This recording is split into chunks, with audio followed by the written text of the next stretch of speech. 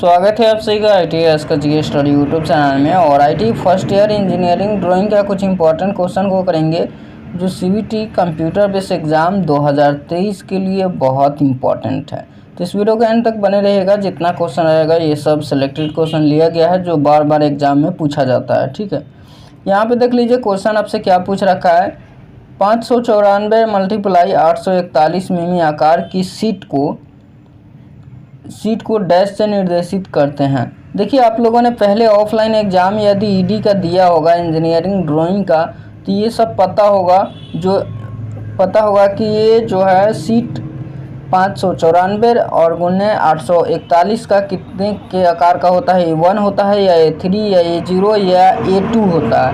यहाँ पे पहले ऑफलाइन एग्ज़ाम होता था तो पेपर दिया जाता था बनाने के लिए, सीट दिया जाता था। ठीक है, अब बट यहाँ पे ऑनलाइन एग्ज़ाम हो रहा है अब ED का CBT एग्ज़ाम, तो ये ऑप्शन 4 ऑप्शन देखने को मिलेगा और इस तरीके से रहेगा ऑब्जेक्टिव। ठीक है, तो आपको बताना है जो 594 और गुने 841 मिमी आकार की सीट को डैश से निर्देशित करते हैं। तो किससे निर्देशित करते हैं? तो A1 साइज से। ठीक है, A1 साइज जो है 594 × 841 मिमी आकार होता है A1 साइज। ठीक है, अगला क्वेश्चन देख लीजिए क्या क्वेश्चन पूछ रखा है आपसे। और यहाँ पे क्वेश्चन पूछ रखा है वृत्त की सबसे लंबी जीवा को क्या कहते हैं। जैसे कि एक वृत्त है और वृत्त के सबसे लंबी जीवा, जैसे कि सबसे लंबी जीवा आपका ये हो जाएगा, तो वृत्त की सबसे लंबी जीवा को व्यास बोलते हैं। जो ये सबसे लंबा जीवा है इसी को हम लोग व्यास बोलते हैं। ठीक है, इसी को व्यास बोलते हैं।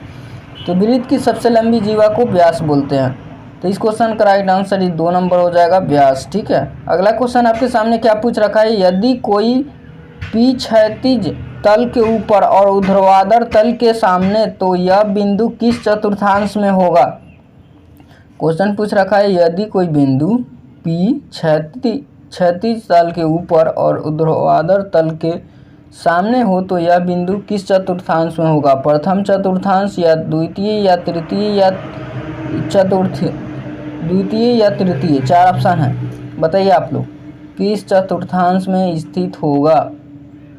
तो आपको बता दें ये प्रथम चतुर्थांश में स्थित होगा। ठीक है, चलिए अगला क्वेश्चन देख लीजिए। यहाँ पे क्या क्वेश्चन पूछ रखा है। एक वर्नियर कैलिपर से क्या मापा जाता है। फर्स्ट ईयर में थ्योरी में भी आप लोगों ने पढ़ा होगा वर्नियर कैलिपर और ड्राइंग में भी पढ़ा होगा। ठीक है, तो एक वर्नियर कैलिपर से क्या मापा जाता है। गहराई या सभी या बाह्य व्यास या आंतरिक व्यास, क्या मापते हो आप एक वर्नियर कैलिपर से, बताइए आप लोग। तो ये सभी हम लोग नापते हैं, गहराई भी मापते हैं और बाह्य व्यास भी नापते हैं और आंतरिक व्यास, ये सभी हम लोग मापते हैं। ठीक है, तो इस क्वेश्चन का राइट आंसर 2 नंबर हो जाएगा सभी। अगला क्वेश्चन आपके सामने है नट बोल्ट किस प्रकार का फर्स्ट अंश है। जो नट बोल्ट होता है वो किस प्रकार का फर्स्ट अंश है। ये अस्थाई फर्स्ट अंश है या अस्थाई है या अर्ध अस्थाई है, 4 ऑप्शन है। बताइए आप लोग। तो देखिए नट बोल्ट जो है वो अस्थाई है, फर्स्ट अंश है। ठीक है, ध्यान में रखिएगा आप लोग, ये सब इम्पोर्टेंट क्वेश्चन है। अगला क्वेश्चन आपके सामने है एक, देख लीजिए यहाँ पे। चित्र में प्रदर्शित औजार का क्या नाम है। ये एक टूल्स दिया गया है, इसका नाम पूछ रखा है जिसका नाम है वर्नियर कैलिपर, जिसका आंतरिक व्यास बाह्य व्यास सभी मापा जाता है इस टूल्स के माध्यम से। ठीक है, तो ये 4 ऑप्शन है, आप लोग ऑप्शन बताइए। ऐसे हम बता दिए हैं इसका राइट आंसर। तो ये एक वर्नियर कैलिपर है। ठीक है, ये एक वर्नियर कैलिपर है, ध्यान में रखिएगा। इस क्वेश्चन का राइट आंसर 3 हो जाएगा, वर्नियर कैलिपर। अगला क्वेश्चन आपके सामने है। क्वेश्चन क्या पूछ रखा है। कटिंग टूल के अंतर्गत आने वाला औजार कौन है। काटने वाला औजार कौन सा है कटिंग टूल के अंतर्गत, बताइए आप लोग जल्द से जल्द। हैमर हो जाएगा या फाइल या गेज या कैलिपर, कौन सा जो टूल्स है जो काटने का औजार काटने का काम करता है। ठीक है, कटिंग टूल के अंतर्गत आने वाला औजार कौन सा है। तो फाइल जो है आपका कटिंग टूल के अंतर्गत आने वाला औजार है। ठीक है, रेती जिसको हम लोग बोलते हैं। अगला क्वेश्चन है त्रिभुज जिसका एक मान 90 डिग्री का 90 डिग्री से अधिक हो क्या कहलाएगा। देखिए त्रिभुज है जिसका एक कोण 90 डिग्री से अधिक है तो क्या कहलाएगा। आप लोगों ने न्यून कोण, त्रिभुज, अधिक कोण, समकोण ये सब पढ़ा होगा। तो देखिए 90 डिग्री से अधिक कोण जो होगा उससे हम कौन सा त्रिभुज बोलेंगे, समकोण त्रिभुज या इनमें कोई नहीं, या अधिक कोण त्रिभुज या न्यून कोण त्रिभुज, किसे बोलेंगे बताइए। समय बहुत कम है। देखिए आप लोगों ने पता होगा कि 90 डिग्री से अधिक होगा जो कोण 90 डिग्री से अधिक और 180 डिग्री से कम होगा वो अधिक कोण त्रिभुज होता है। ठीक है, ध्यान में रखिएगा, 90 डिग्री से बड़ा और 180 डिग्री से छोटा हो जो कोण वो अधिक कोण त्रिभुज होगा। अगला क्वेश्चन आपके सामने है, ये आप लोगों ने ड्राइंग में पहले बनाया होगा, हालांकि अब तो यहाँ पे सीखा ही होगा ABCD। चित्र में प्रदर्शित अक्षरांकन का नाम क्या है। ये जो अक्षरांकन दिया गया है इसका नाम क्या है, रोमन अक्षरांकन है या एक घातीय अक्षरांकन है या इटैलिक अक्षरांकन है या द्वितीय अक्षरांकन है। 4 ऑप्शन है। तो ये जो आपके सामने अक्षरांकन दिया गया है इसको हम लोग क्या बोलते हैं, ठीक है, तो इसको हम लोग बोलते हैं द्वितीय अक्षरांकन। ठीक है, एक सिंगल लेयर होता है, एक द्वितीय होता है, तो ये द्वितीय। ठीक है, चलिए अगला क्वेश्चन। ये सब क्वेश्चन जितना है ये सब के इम्पोर्टेंट क्वेश्चन है, ये सब याद रखिएगा, ये सब CBT एग्जाम में ये सब आपसे पूछा जाएगा। चलिए अगला क्वेश्चन देख लेते हैं, क्या क्वेश्चन पूछ रखा है। क्वेश्चन है, कौन सी प्रकार की रेखा विमांकन का एक हिस्सा होता है। वो कौन सा रेखा है जो विमांकन का एक हिस्सा होता है, विस्तार रेखा या ब्रेक रेखा या फैंटम रेखा या समतल को काटने वाली रेखा, कौन सा रेखा बताइए। तो देखिए विस्तार रेखा जो है ये विमांकन का एक हिस्सा होता है। ठीक है, विस्तार रेखा।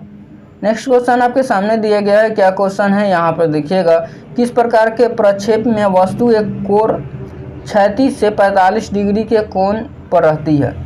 तो कौन सा यहाँ पे प्रक्षेप वस्तु है, तो आपको बता दें यहाँ पे 4 ऑप्शन दिए गए हैं, ऑप्शन आप लोग पढ़ लीजिए।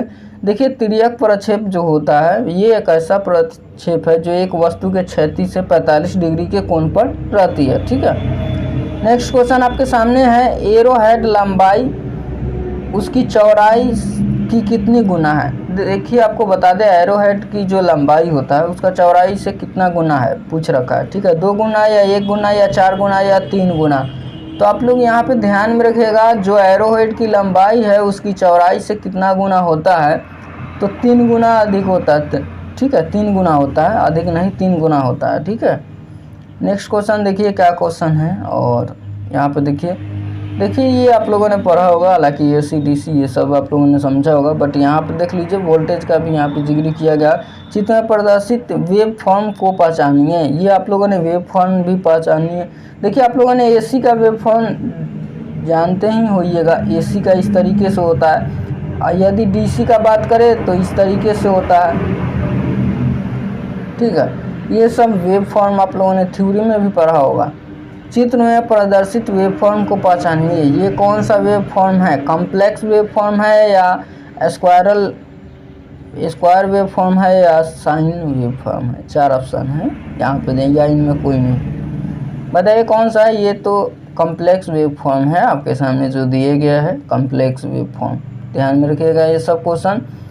संदर्भ रेखा और उनके लंबवत रेखा के बीच का कोण कहलाता है, क्या कहलाता है, संदर्भ रेखा और उसके लंबवत बीच का कोण क्या कहलाता है, न्यून कोण, सरल कोण, समकोण या अधिक कोण। 4 ऑप्शन है, बताइए, समय बहुत कम है। देखिए आपको बता दें संदर्भ रेखा और उसके लंबवत रेखा के बीच का कोण समकोण होता है, क्या होता है, समकोण होता है। ध्यान में रखिए। अगला क्वेश्चन देख लीजिए, वृत्त को जब कोई जीवा 2 समान भागों में विभाजित करती है तो प्रत्येक भाग कहलाता है, क्या कहलाता है। जैसे वृत्त की जीवा 2 समान भागों में विभाजित कर देती है तो ये दोनों भाग क्या कहलाता है, क्या कहलाएगा, स्पर्श रेखा या त्रिज्याखंड या वृत्तखंड या चतुर्थांश। 4 ऑप्शन बताइए आप लोग, समय बहुत कम है, और क्या कहलाएगा, तो वृत्तखंड भी कहलाएगा, वृत्तखंड ही कहलाएगा। ठीक है, जो वृत्त का 2 हिस्से में बांट दोगे तो ये वृत्तखंड कहलाता है, खंड बन जाता है। ठीक है, तो ये थ्योरी में भी पढ़ना है, इस क्वेश्चन का राइट आंसर 3 हो जाएगा। अगला क्वेश्चन देख लीजिए, चित्र में प्रदर्शित बहुभुज बनाने की कौन सी विधि दर्शाई गई है? ये जो बहुभुज बनाने की विधि है ये कौन सी विधि दर्शाई गई है? लंबवत, समविभाजित या इनमें कोई नहीं, या अर्धवृत्ताकार विधि या चाप विधि? 4 ऑप्शन है, बताइए आप लोग। तो ये अर्धवृत्ताकार विधि दर्शाई गई है, ये भी आपको देख सकते हो, ये अर्धवृत्त है। ठीक है, चलिए अगला क्वेश्चन, क्षैतिज या ऊर्ध्वाधर तल के सापेक्ष किसी कोण पर खींची गई रेखा को कहते हैं? क्या कहते हैं? क्षैतिज या ऊर्ध्वाधर तल के लंबाई, क्षैतिज या ऊर्ध्वाधर तल के सापेक्ष किसी कोण पर खींची गई रेखा को डैश कहते हैं? वक्र रेखा, क्षैतिज रेखा, या आंतरिक त्रिज्या रेखा, या सरल रेखा? 4 ऑप्शन है, बताइए आप लोग। क्षैतिज या ऊर्ध्वाधर तल के सापेक्ष किसी कोण पर खींची गई रेखा को क्या बोलते हैं? तो आनत या तिर्यक रेखा बोलते हैं। ठीक है, आनत या तिर्यक रेखा बोलते हैं। इसी तरीके से आपको ये सब क्वेश्चन हम देते रहेंगे, इंपॉर्टेंट क्वेश्चन जो सीईटी एग्जाम के लिए बहुत इंपॉर्टेंट है। और आप लोग चैनल पर नए हो तो सब्सक्राइब ज़रूर कर लीजिएगा, अगला वीडियो अपडेट हो मिलता रहे। चलिए आपका ज़्यादा समय नहीं लेंगे, वीडियो को लाइक कर दीजिएगा, दोस्तों में भी शेयर कर दीजिएगा। कोई मन में डाउट है कमेंट बॉक्स में ज़रूर लिखें। मिलते हैं नेक्स्ट वीडियो में। वीडियो अंदर देखने के लिए बहुत बहुत धन्यवाद।